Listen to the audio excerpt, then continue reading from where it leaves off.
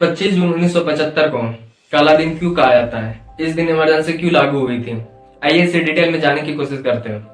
Hello दोस्तों, तो कैसे हो आप सब? काला दिन इमरजेंसी की शुरुआत 25 जून 1975 भारत के इतिहास का एक काला दिन। इस दिन तत्कालीन प्रधानमंत्री इंदिरा गांधी ने देश में आपातकाल की घोषणा कर दी। देश में अंदरूनी गड़बड़ी का हवाला देते हुए संविधान की धारा 352 के तहत यह कदम उठाया गया। यह घोषणा देश के लिए एक बड़ा झटका था। लोकतंत्र खतरे में पड़ गया था। इससे पहले 12 जून 1975 को इलाहाबाद हाई कोर्ट ने इंदिरा गांधी के चुनाव को रद्द कर दिया था। यह फैसला उनके खिलाफ एक बड़ा आरोप था।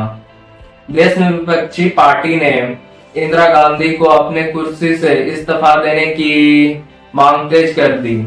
पूरे देश भर में विरोध प्रदर्शन हो रहे थे। 25 जून को जयप्रकाश नारायण के नेतृत्व में दिल्ली में एक विशाल रैली का आयोजन किया गया।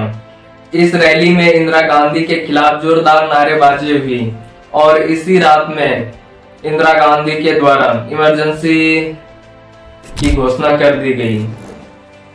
इमरजेंसी से पहले का भारत 1970 का दशक भारत के लिए आसान समय था। देश में कई तरह की समस्याएं थी, जैसे बेरोजगारी बढ़ती जा रही थी, महंगाई आसमान छुए जा रहा था और भ्रष्टाचार चरम पर था। इन समस्याओं के कारण लोगों में गुस्सा बढ़ता जा रहा था।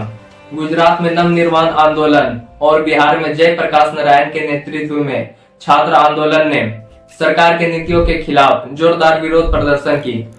1974 में जॉर्ज फर्नांडिस के नेतृत्व में रेलवे कर्मचारियों ने एक बड़ी हड़ताल की।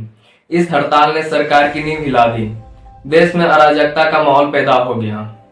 ऐसे माहौल में इंदिरा गांधी को अपनी कुर्सी खतरे में दिखाई देने लगी थी। उन्होंने देश की आंतरिक सुरक्षा के लिए खतरा बताते हुए इमरजेंसी लागू कर दी।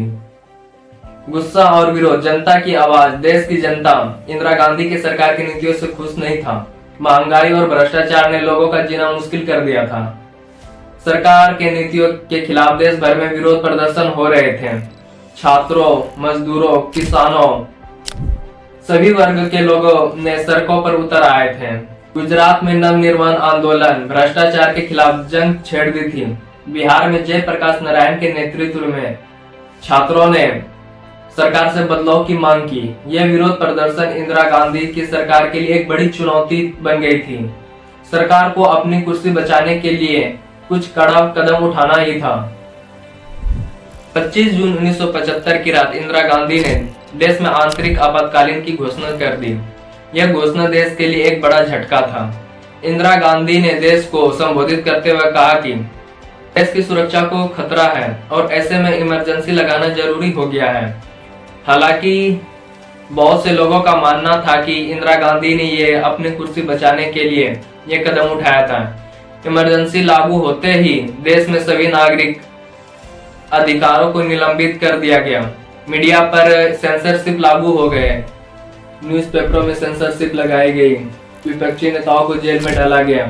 देश में एक डर का माहौल पैदा हो गया था।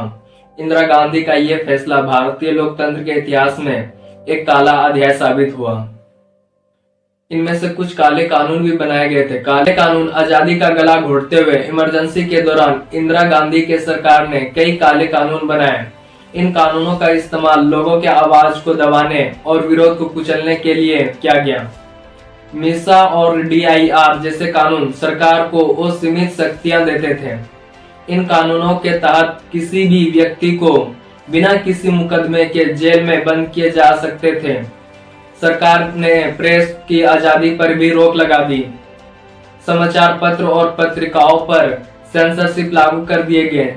सरकार के खिलाफ कोई भी खबर नहीं छाप सकते थे। DIR जैसे कानून सरकार वहां तक के शक्तियां देते थे। सरकार ने जो पत्र छप गए थे उन्हें रोक दिए। पत्र के बंडलों को रोक दिए। तो इस तरह से कुछ देश में इमरजेंसी लागू हुई और इसे काला दिन के नाम से जानते हैं। चलिए मिलते हैं नेक्स्ट वीडियो में। तब तक के लिए जय हिंद, जय भारत।